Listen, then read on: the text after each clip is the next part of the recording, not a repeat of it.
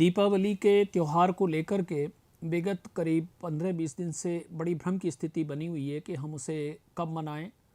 और विशेष रूप से 2 तारीखों को लेकर के भ्रम है जनसामान्य में, एक तो 31 अक्टूबर और 1 नवंबर।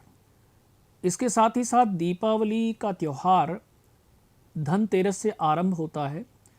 धनतेरस के पश्चात नरक चतुर्दशी और इसके पश्चात दीपावली और भाई दूज तक ये 4-5 दिन का जो त्यौहार है, इसमें हमारा जो कंसेप्ट है वो बिल्कुल क्लियर होना चाहिए कि हमें कब कौन सी तिथि को कौन सा त्यौहार मनाना है, किस तरह से हमारे यहाँ लोक मान्यता के अनुसार उसे मनाया जाता रहा है, शास्त्रीय विधान क्या है और उससे हमें कौन कौन से लाभ होते हैं। इन सब बातों पर हमको ज़रूर ध्यान देना चाहिए। तो आइए हम बात करते हैं कि इसका जो पहला त्यौहार है, संक्षेप में सभी को बात करके, और दीपावली तो और कब मनाई जाएगी ये भी हम आपको विधि पूर्वक इसमें बताते हैं। तो धनतेरस से इसकी शुरुआत होती है। जैसा कि नाम से ही है कि धनतेरस यानी भगवान धन्वंतरी की पूजा उस दिन विशेष रूप से की जाती है, इसलिए इसको अपन धनतेरस के नाम से जानते हैं। और ये कार्तिक मास की कृष्ण पक्ष की त्रयोदशी को हम धनतेरस मनाते हैं। और चूँकि इस दिन जो है धन्वंतरी भगवान की पूजा की जाती है। हम लोग जानते हैं कि हमारे यहाँ एक बहुप्रचलित कहावत है, बहुत अच्छी कहावत है कि पहला सुख निरोगी काया, दूजा सुख हो घर में माया। तो अर्थात हमने धन से भी पहले जो प्राथमिकता दी है वो अपने स्वास्थ्य को दी है। अगर स्वास्थ्य अच्छा होगा तभी हम धन का उपार्जन कर सकेंगे और तभी उस धन का उपभोग भी कर सकेंगे। इसलिए दीपावली की पूजा से पहले जो पूजा आती है वो हमारे स्वास्थ्य से संबंधित, हमारे स्वास्थ्य की रक्षा और उसका संवर्धन करने वाले भगवान धन्वंतरी जी की आती है। और इसके पीछे ये भी लोक मान्यता है कि भगवान धन्वंतरी जी का जन्म या प्राकट्य कहें, वो समुद्र मंथन के दौरान हाथ में अमृत कलश लेकर के इसी कृष्ण पक्ष की त्रयोदशी को उनका प्राकट्य हुआ था। मित्रों, यहाँ एक चीज़ और भी याद रखनी चाहिए कि इसी दौरान, इसी तिथि में राहु और केतु का भी जन्म हुआ था।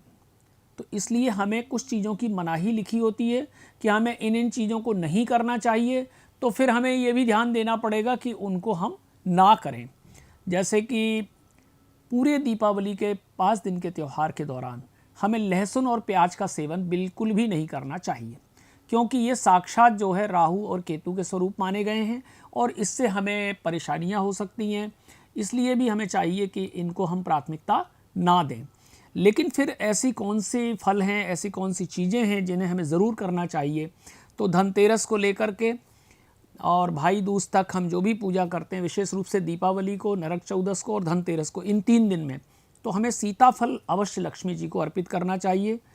और उसमें सेव हो, केला हो, लेकिन भूल कर भी नाशपाती का फल हमें लक्ष्मी जी को नहीं चढ़ाना चाहिए। और इसके साथ ही साथ उल्लेखनीय है कि हम श्री सूक्त का पाठ करें, हो सके तो श्री सूक्त का अभिषेक गन्ने के रस से करें तो हम पर लक्ष्मी जी की विशेष कृपा होती है। यहाँ एक और बात बहुत जानने योग्य है कि लक्ष्मी जी की पूजा के दौरान हम जैसा जानते हैं कि केवड़े का फूल चढ़ाते हैं, इसके साथ ही साथ कमल का फूल चढ़ाया जाता है, लक्ष्मी जी को अति प्रिय है। ठीक इसी तरीके से मखाने भी हमें भोग में शामिल करने चाहिए, क्योंकि मखानों की उत्पत्ति भी कमल से हुई है और जल से ही हुई है, और जल से लक्ष्मी जी के अन्य सभी उनकी उत्पत्ति हुई है। इसलिए भी हमें इसका ध्यान रखना चाहिए कि हम जहाँ तक संभव हो सके ये करें। इसके साथ ही साथ जब हम पूजा करने बैठते हैं, और दीपावली की विशेष रूप से या धनतेरस की, तो हम ये भूल जाते हैं कि हमको गणेश जी और कुबेर की भी उपासना दीपावली के दिन करनी चाहिए। हम सिर्फ लक्ष्मी जी की ओर ज़्यादा पूजा में ध्यान देते हैं, पर ऐसा नहीं। सबसे पहले हमें गणेश जी की पूजा करनी चाहिए, ताकि हम जो धन उपार्जन करें या हमारे यहाँ जो लक्ष्मी जी आएँ, पधारें, उसका हम अच्छे कामों में उपयोग करें और उससे हमें अच्छे फल प्राप्त हों, हमें अच्छा सुख मिले, उससे स्वास्थ्य अच्छा मिले।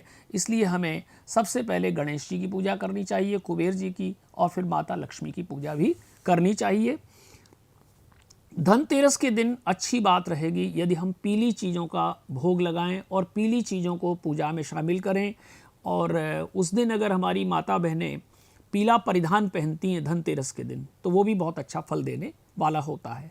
अब आप कहेंगे पीले परिधान में तो आप पीला कढ़ी पकौड़ा बना सकते हैं, खीर पीली कर सकते हैं, मखानों को या फिर आप दूसरी चीज़ को हल्का सा केसर डाल करके अगर भून लें तो वो पीला हो जाता है। पीला हलवा ले सकते हैं।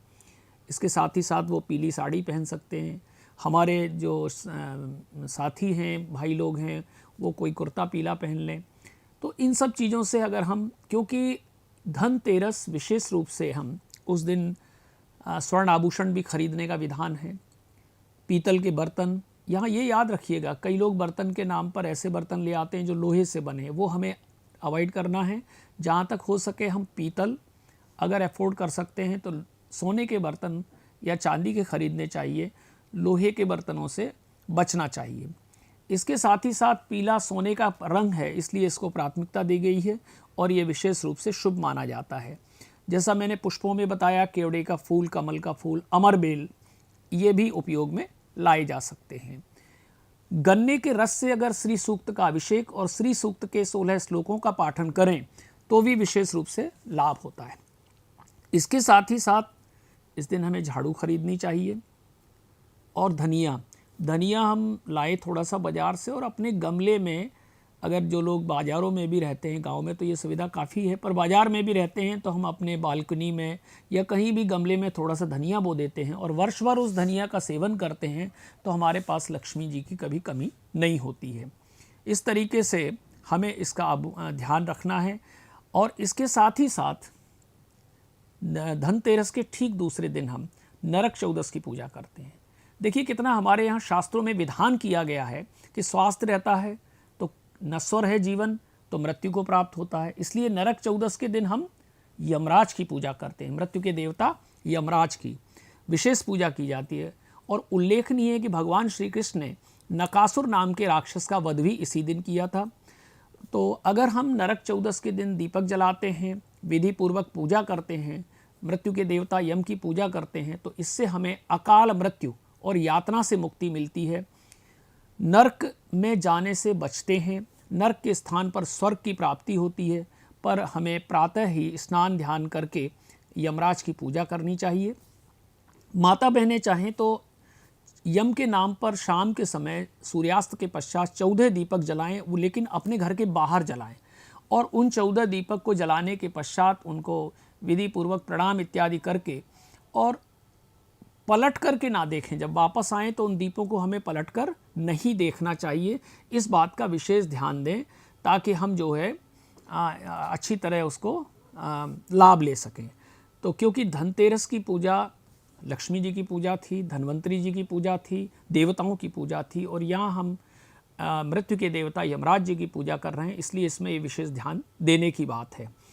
धन्वंतरी जी जहाँ एक और भगवान विष्णु के अंशावतार माने गए हैं, ठीक वहीं दूसरी ओर यमराज जी और उनके जो रक्षक हैं, वो जिनको लेकर के वो काम करते हैं, वो राहु, केतु और शनि को माना गया है। इसलिए हमें इस बात का विशेष ध्यान रखना चाहिए।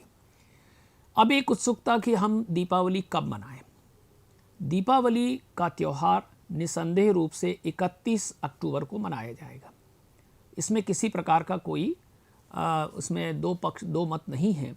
ऐसा क्यों, ये भी मैं आपको बता दूं। हमें ध्यान रहना चाहिए कि हम जब दीपावली का त्यौहार मनाते हैं तो उस समय हमें 3 चीज़ मिलनी चाहिए। सबसे पहली चीज़ है अमावस्या होनी चाहिए, कार्तिक कृष्ण पक्ष की अमावस्या। तो मित्रों, अमावस्या जो है वो हमारी 31 तारीख को लगेगी सवेरे 10:24 पर। अब ये अगले दिन सिर्फ जो है 1:30 बजे तक रहेगी, दोपहर तक। तो जब हम पूजन करते हैं लक्ष्मी जी का, उस समय हमें अमावस्या चाहिए। जबकि हम अन्य त्योहारों में उदया तिथि को लेते हैं, परंतु दीपावली मनाने में उदया तिथि की मान्यता नहीं है। इसके लिए हम चाहें तो हमारे हिंदू धर्म के मानक ग्रंथ जो हैं वो निर्णय सिंधु और धर्म सिंधु, उनका रेफरेंस देख सकते हैं। उनमें साफ तौर से संस्कृत के श्लोक में इस बात का उल्लेख है। श्लोकों के साथ साथ उनके अनुवाद दिए हुए हैं। उसमें ये बात कही गई है कि अमावस्या अवश्य होनी चाहिए। तो रात्रि में दीपावली के पूजन के समय, अच्छा दीपावली सदैव जो है सूर्यास्त के बाद मनाई जानी चाहिए, तो उस समय अगर हमें अमावस्या मिल रही है तो सिर्फ 31 तारीख को मिल रही है। 1 तारीख को शाम के समय अमावस्या नहीं है। तो अब आपको स्पष्ट हो गया होगा कि ये दीपावली हमें सिर्फ 31 अक्टूबर को ही मनानी है। अब और क्या होना चाहिए जिससे दीपावली सबसे अच्छी मुहूर्त में मनानी हो और हमें लक्ष्मी जी की पूजा का पूरा लाभ मिले। तो यहाँ पर 4 बातों के समावेश से मुहूर्त बनता है। नंबर 1 प्रदोष काल, दूसरा महानिशीत काल, तीसरा अमावस्या और चौथा स्थिर लग्न। और इन सब के साथ साथ होना चाहिए चौघड़िया, शुभ का चौघड़िया हो, लाभ का चौघड़िया हो, अमृत का चौघड़िया हो। तो इस बार 31 अक्टूबर 2024 को दीपावली के दिन हमें धर्मशास्त्र प्रदोष काल मिल रहा है शाम के समय, और स्थिर लग्न वृषभ भी प्राप्त होगी। ये सब मिलकर के चारों हमें जो समय में मिल रहे हैं वो आप नोट कर लीजिए। शाम को 6:07 से 8:03 तक हमें ये सभी चीज़ें प्राप्त होंगी। अगर इसमें हम और लाभ चौघड़िया भी अच्छा उपयोग करना चाहते हैं तो शाम को 6:07 से शाम को 7:52 के बीच यदि हम पूजा आरंभ कर दें, फिर भले ही कितनी देर वो पूजा चलती रहे। अच्छा, यहाँ एक बात और है कि हम मुहूर्त साधने के लिए, मुहूर्त का लाभ लेने के लिए कौन सी क्रिया को कहेंगे कि हमने सही मुहूर्त में किया। तो देखिए, आपके पूजा में रखा गया पहला दीपक प्रज्वलित करने को ही हम सबसे पहला ये कहेंगे कि हमने ये मुहूर्त में पूजा की है। इसके बाद हमें कितना भी समय लगे उस पूजा में, हमारे कई जो है गृहस्थ और कई भक्त इतनी लंबी पूजा करते हैं तो आप चला सकते हैं, वो पूजा बाद तक चलती रहे। लेकिन ध्यान रहे कि पहला दीपक शाम 6:07 से 7:52 के बीच प्रज्वलित करें, वो हमारी पूजा का आरंभ कहलाएगा। यहाँ एक और शंका समाधान कर लें कि पूजा की, दीपावली पूजन की तैयारी हम भले ही दिन में शाम से 4-5 बजे से जब से है कर सकते हैं, लेकिन हमारी पूजा वही कहलाएगी जब हमने उस दीपक को प्रज्वलित किया है। तो इस तरीके से दीपावली के विषय में ये बात अब स्पष्ट हो गई है कि हमें चारों चीज़ें, प्रदोष काल, महानिशीत काल, स्थिर लग्न, अमावस्या और अमृत का चौघड़िया उस दिन हमें मिल रहा है, और ये हमें अच्छी तरह मिलेगा शाम को 6:07 से 19:52। स्थिर लग्न में वृषभ लग्न मिलेगी इस दौरान, और वृषभ लग्न में की गई पूजा लक्ष्मी जी की स्थिरता प्रदान करती है। पूरे वर्ष पर्यंत प्रचुर मात्रा में लक्ष्मी जी का वास हमारे यहाँ रहता है। अब कुछ लोग जो है अपने प्रतिष्ठानों में भी पूजा करते हैं, व्यापारिक प्रतिष्ठानों में, और घर में भी करते हैं। तो दूसरी स्थिर लग्न का उपयोग कर सकते हैं, वो सिंह लग्न है। ये सिंह लग्न हमें मिलेगी इन्हीं चारों चीज़ों के साथ में रात्रि को 12:35 से 1:18 तक। तो इस तरीके से दीपावली मनाने के 2 शुभ मुहूर्त हुए। पहला होगा शाम को 6:07 से 7:52 तक। दूसरा होगा रात को 12:35 से 1:18 तक। ये पूरे विधियों से निकाले गए हैं। दूसरा मुहूर्त हम उस परिस्थिति में भी उपयोग कर सकते हैं। मान लीजिए कोई दूर से आया, कोई भाई हमारे मिलिट्री में बॉर्डर पर कार्यरत हैं और वो घर में देर से आ पाते हैं, या कोई दूसरे देश के दूसरे हिस्सों में हैं और वहाँ से अपने घर आते हैं, और आते आते उन्हें 9 बज जाता है, 10 बज जाता है, तो वो अपनी पूजा को जो है रात्रि में 12:35 से 1:18 के बीच लाभ ले सकते हैं। लक्ष्मी जी के पूजन में हमें एक बात का विशेष ध्यान रखना चाहिए, भावना प्रधान होनी चाहिए। पदार्थ को इतना महत्व नहीं देना है, क्योंकि सीधी सी बात है कि लक्ष्मी जी स्वतः धन देने वाली हैं, उनको हम धन से क्या प्रभावित करेंगे। तो इसलिए हमें भाव प्रधान होना चाहिए। इस दिन पीली कौड़ी अगर रहे तो और भी अच्छा है। आपका गोमती चक्र भी आप पूजा करके अपने तिजोरी में रख सकते हैं। ऐसी अन्य अनेक पदार्थ हैं, तो आप कुछ कौड़ियाँ 5 या 7 ले लीजिए, उनको हल्का सा हल्दी या केसर से पीला कर लीजिए, उनका घोल बना करके उनको पूजा में रखिए। इसके पश्चात अपने घर में रखिएगा। ज़रूरी नहीं है कि हम ये आभूषण वगैरह खरीदें ही। यदि हमारे घर में पहले से स्वर्ण के आभूषण हैं, उनको हम विधि पूर्वक साफ़ करके और पूजा स्थल में रख के उनकी पूजा साक्षात लक्ष्मी जी के रूप में करें। याद रहे कि इस दिन साफ़ सफाई का विशेष महत्व है। मित्रों, घर की साफ़ सफाई हम सभी करते हैं, जाले हटाते हैं, और इसके साथ ही साथ अपने घर को पवित्र करते हैं। पवित्र करने के लिए गाय के गोबर से लीपें, गंगाजल छिड़क सकते हैं मुख्य द्वार पर। लेकिन यहाँ सांकेतिक रूप से हमें यह भी ध्यान रखें कि हम अपने मस्तिष्क में, अपने मन में लगे हुए बुराई के जालों को भी साफ करें, और इसके साथ ही साथ हम उसमें भी पवित्रता लाएं विचारों की, और अपने क्रियाकर्म पवित्र करना आरंभ कर दें। ये लक्ष्मी जी का त्यौहार दीपावली मनाने का सबसे अच्छी बात होगी कि हम घर के साथ साथ अपने मन और मस्तिष्क को भी साफ करें, पवित्र करें। इसके साथ ही साथ इस दिन, इस पूरे 4-5 दिन में यदि कोई हमारे द्वार पर आते हैं तो उन्हें हमें लौटाना नहीं है।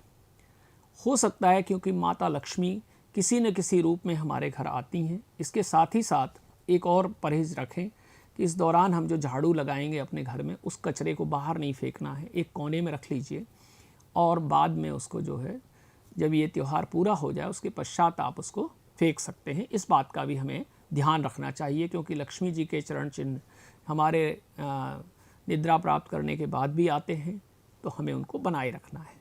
इस तरीके से हम लक्ष्मी जी का दीपावली विधिपूर्वक मना सकते हैं। धन्यवाद।